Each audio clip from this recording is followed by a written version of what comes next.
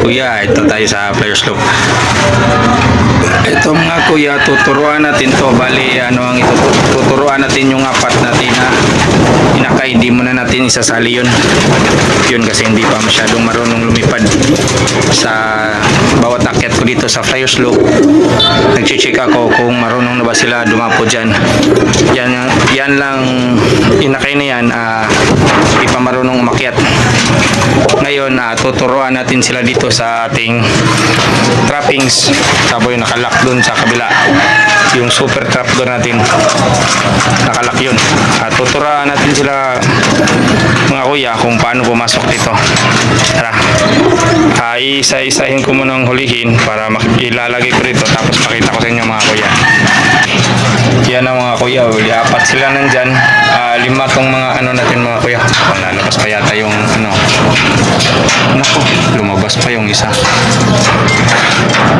Yan mga kuya, tuturuan natin sila dito sa trapdoor natin. Pero problema yun, nakalabas yung isa. Naku, susubukan natin yung mga kuya kung mahuli ba natin o pipitik. Huwag naman sana. Yan, susubukan. Yan, tuturuan natin yan kung paano pumasok sa trapdoor.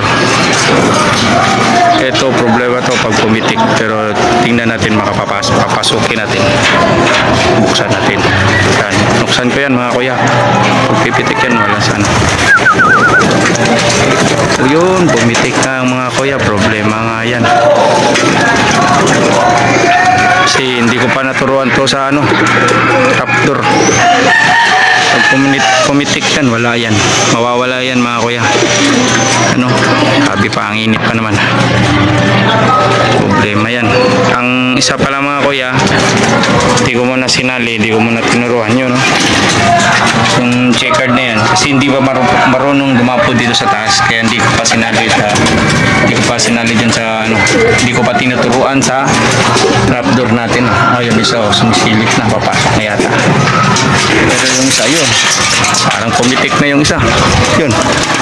Yun, bumalik. Ito ang pinakadelikadong part mga kuya. Pag ano, yan, pumasok ulit. Kinabahan ako yun mga kuya.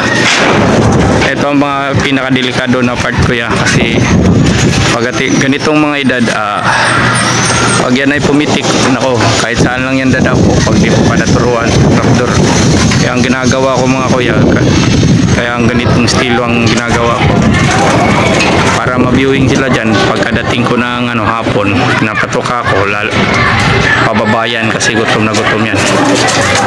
Pag ganyan, busog yan ngayon, hindi pa yan bababa. Yun, pumasok na yung tumiti kanina. Mga ano mga kuya, mga 3 or 4 days pa silang iti-training dito sa ano, sa ating trapdoor. Yan, 3 or 4 days. Pag nasanay na sila mga kuya, bubuksan ko ito, dyan ko sila palalabasin. Yan, dyan ko sila palalabasin yung mga bagong turo natin. Hindi ko pinapersa yung ibon mga kuya na papasukin ko dyan. Hindi ko pinapersa. Para pagdating ng araw na sila na lang lalabas, marunong na sila dyan sa ano, trapdoor natin. Tsaka di na may ilang. Hanggang dito na muna tayo mga kuya.